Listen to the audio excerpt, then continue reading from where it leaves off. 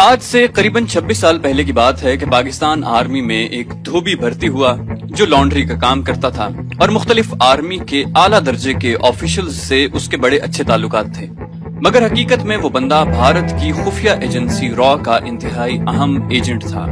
26 سال تک وہ بندہ انتہائی خفیہ معلومات کسی نہ کسی طرح آگے بھارتی آرمی کے ایک جنرل کو پہنچاتا رہا، مگر پاکستان کی آرمی اور ISI نے آج تک نہ اس کو پکڑا اور نہ کچھ کہا۔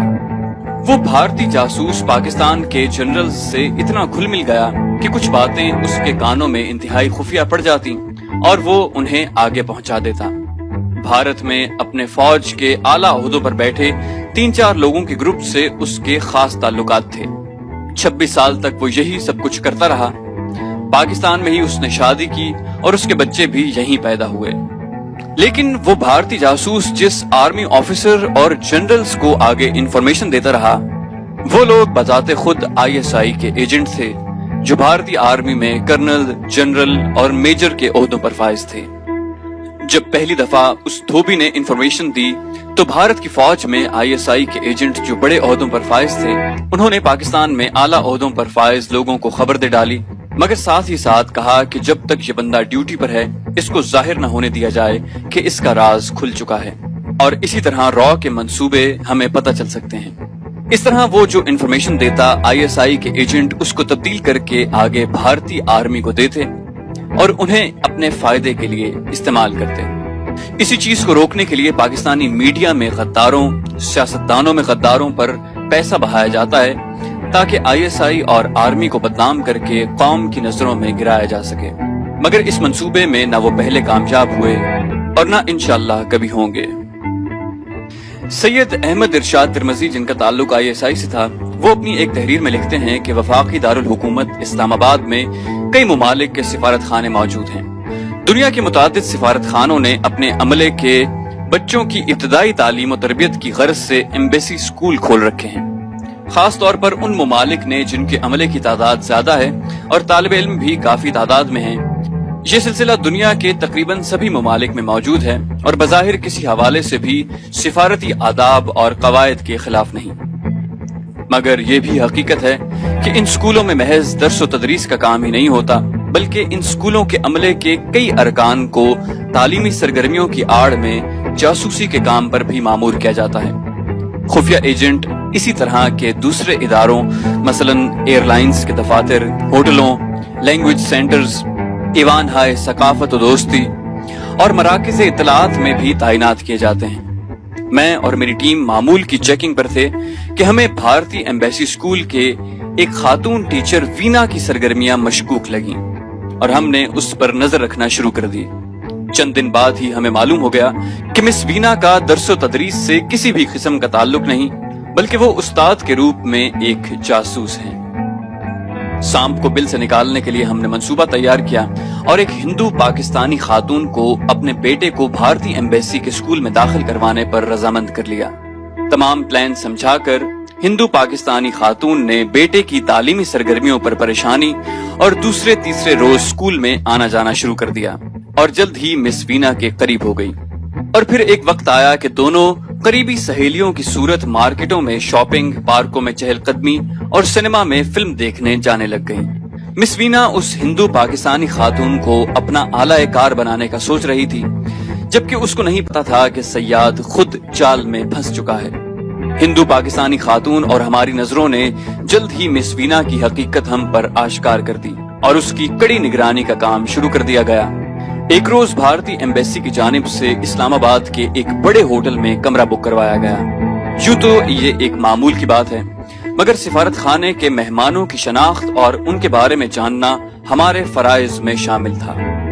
ہوٹل سے ہمارے آدمی نے اطلاع دی کہ مس وینا بھارتی ڈیفنس اٹیچی کی گاڑی میں سفارت خانے کے عملے کے ایک رکن مسٹر کھنہ کے ساتھ، جو را کی ٹیم کا ممبر بھی تھا، ہوٹل پہنچی ہیں اور کھنہ وینا کو ہوٹل کے کمرے میں چھوڑ کر لابی میں بیٹھا شاید کسی مہمان کا منتظر ہے۔ ہم نے ایئرپورٹ سے معلوم کیا تو معلوم ہوا کہ اس وقت کوئی جہاز نہیں آ رہا اور نہ ہی بھارتی سفارت خانے کی کوئی کار ایئرپورٹ گئی ہے۔ اس سے ظاہر ہوا کہ مہمان کوئی یہیں کا ہے۔ ہماری ٹیم نے ضروری ساز و سامان کے ساتھ اپنی پوزیشن سنبھال لی۔ چند لمحوں کے بعد پرویز نامی ایک پاکستانی نوجوان جس کے چہرے سے سراسیمگی اور خوف ٹپک رہا تھا، ہوٹل کی لابی میں داخل ہوا۔ مسٹر کھنہ نے آگے بڑھ کر بڑی گرمجوشی سے اس کا استقبال کیا اور کہا کہ آئیے پرویز صاحب، ہم تو آپ کے دیر سے منتظر ہیں، اور اسے کمرے میں لے گیا جہاں مس وینا موجود تھی۔ ہمارے ساتھ ہی مختلف روپ میں ہوٹل میں موجود تھے۔ کچھ دیر بعد کمرے سے روم سروس کو انٹرکام پر چائے اور سینڈوچز کا آرڈر دیا گیا۔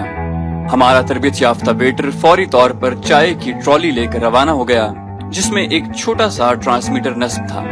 واپسی پر ویٹر نے بتایا کہ وینا اپنے مہمان پر اپنا سب کچھ نچھاور کرنے کے لیے بے چین ہے، مگر اس کا مہمان سہما ہوا اور شرمیلا سا ہے، جبکہ مسٹر کھنہ دلالوں کا روایتی کردار ادا کر رہا ہے اور اس کی کوشش ہے کہ مس وینا اپنے مہمان کے تمام حواس پر قبضہ کر لے۔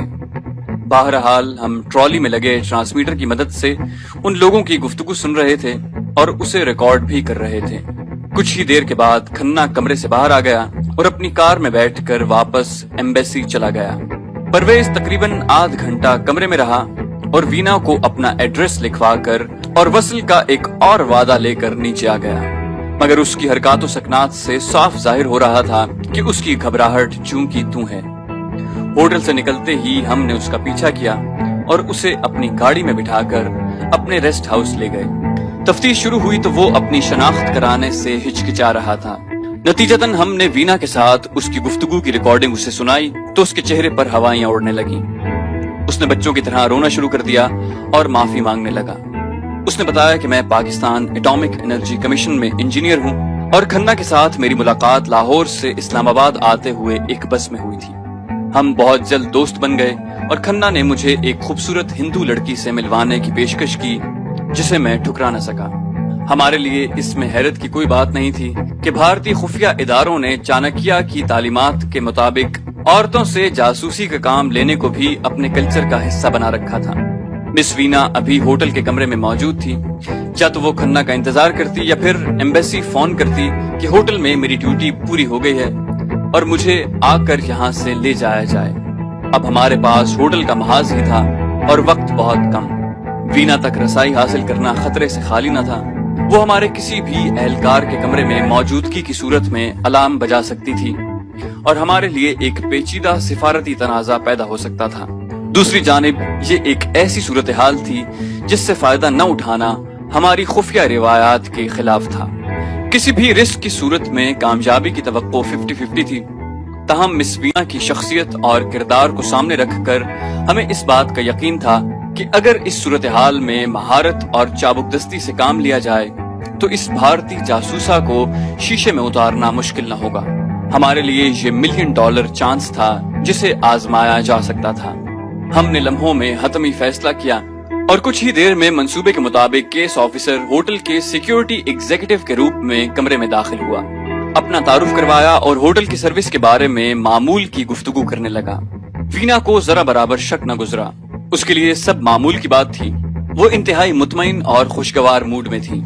ہمارے افسر نے بات کو آگے بڑھاتے ہوئے بھارتی ساڑیوں، فلموں کے بارے میں گفتگو شروع کر دی۔ وینا نے اس گفتگو میں دلچسپی لینی شروع کر دی اور ہمارے آفیسر کو بیٹھنے کے لیے کہا۔ ویٹر ٹرالی لے کر چلا گیا اور گفتگو کا موضوع ذاتی معلومات تک آ گیا۔ ہمارا وار کارگر ثابت ہوا۔ وینا جلد ہی ہمارے کیس آفیسر کو تم کہنے کی حد تک آ گئی۔ وہ باتوں میں اس قدر محو ہو گئی کہ اسے سفارت خانے فون کرنا بھی یاد نہ رہا۔ ادھر کھنہ اور اس کے افسران بالا یقینی طور پر اس بات پر جام مسرت پی رہے ہوں گے کہ بالآخر انہوں نے پاکستان ایٹامک انرجی کمیشن سے ایک بڑی مچھلی کو اپنے جال میں پھنسا لیا تھا۔ آہستہ آہستہ ہمارے آفیسر کا لہجہ تبدیل ہو گیا اور اس کی گفتگو معنی خیز ہوتی گئی۔ جب وینا کو احساس ہوا کہ ہوٹل کے اس آفیسر کو وینا کی اس کمرے میں آمد اور اس کے مقاصد سے پوری طرح آگاہی ہے تو وینا کی صورت ایک ایسے مجبور، بےکس اور بھوکے بچے کی سی ہو گئی جسے بیکری سے ڈبل روٹی چوری کرتے ہوئے رنگے ہاتھوں پکڑ لیا گیا ہو۔ اس کی آنکھیں بھر آئیں اور اس کی آواز کسی گہرے کنویں سے آتی ہوئی محسوس ہونے لگی۔ وینا نے اپنی داستان حیات سنانا شروع کر دی۔ اس نے بتایا کہ میں اپنے والدین کی اکلوتی اولاد ہوں۔ میرے والدین نے میری پرورش اپنی انتہائی غربت اور قسمہ پرسی کے باوجود بڑے ناز و نام سے کی۔ میں نے 2 ہی سال پہلے گریجویشن کی ہے۔ میرا خیال تھا کہ تعلیم مکمل کرنے کے بعد ٹیچر بنوں گی، مگر کوشش کے باوجود مجھے نوکری نہ مل سکی۔ پھر ایک روز میری ایک دوست کے خاوند نے مجھے اپنے ایک دوست سے یہ کہہ کر متعارف کروایا کہ یہ ایک اعلیٰ سرکاری افسر ہے اور تمہارے لیے ملازمت کا بندوبست کر سکتے ہیں۔ بعد میں مجھے علم ہوا کہ ان کا تعلق بھارتی انٹیلیجنس سے ہے۔ انہوں نے میرا سرسری سا انٹرویو لیا اور مجھے بتایا کہ میں تمہارے لیے نوکری کا انتظام کر سکتا ہوں، مگر یہ نوکری بھارت میں نہیں، پاکستان میں بھارتی ایمبیسی اسکول میں ہوگی۔ میں تیار ہو گئی۔ مجھے رو کے ایک ٹریننگ اسکول میں بھیج دیا گیا، جہاں اسلحہ چلانے کے علاوہ اخلاق باختہ فلموں کے ذریعے مردوں کو قابو کرنے کے طریقے سکھائے گئے۔ ہمارے انسٹرکٹر ہماری عزتوں سے کھیلتے اور یہ سلسلہ ہر روز رات کو شروع کر دیا جاتا، جس پر میں نے اعتراض بھی کیا، مگر کہا گیا کہ یہ تربیت کا اہم حصہ ہے۔ ان کا کہنا تھا کہ تمہارے لیے یہ تربیت انتہائی ضروری ہے اور تمہیں ملک اور قوم کے عظیم تر مفاد کے لیے سب کچھ قربان کرنے کے لیے ہمہ وقت تیار رہنا چاہیے۔ وینا کی کہانی سن کر بہت دکھ ہوا۔ ہم نے بڑی مہارت سے وینا کی ٹوٹی پھوٹی شخصیت کو بحال کیا اور اسے وہ تمام عزت اور غیرت مہیا کی جو وہ کھو چکی تھی۔ وینا نے جب ہمارے حسن سلوک کا اپنے ہندو آقاؤں کے کردار سے موازنہ کیا تو اس کے لیے یہ مشکل نہ رہا کہ اسے اپنے نام نہاد وطن پرست دوستوں کی بجائے اپنے دشمنوں کا ساتھ دینا چاہیے۔ اس لیے وہ ہمارے لیے ڈبل ایجنٹ کے طور پر کام کرنے کے لیے تیار ہو گئی۔ وینا ہمیں بھارتی سفارت خانے میں ہونے والی خفیہ ملاقاتوں کے بارے میں اپ ڈیٹ کرتی رہی۔ وینا کو جب پاکستان سے وطن واپسی کے احکامات موصول ہوئے تو وہ بے حد افسردہ اور غمگین تھی۔ وہ ہمیشہ کے لیے پاکستان میں رہنے، یہاں شادی کرنے اور اسلام قبول کرنے کو تیار تھی، مگر ہم اس کے لیے کوئی مناسب شوہر تلاش نہ کر سکے اور وہ دل پر پتھر رکھے پاکستان سے روانہ ہو گئی۔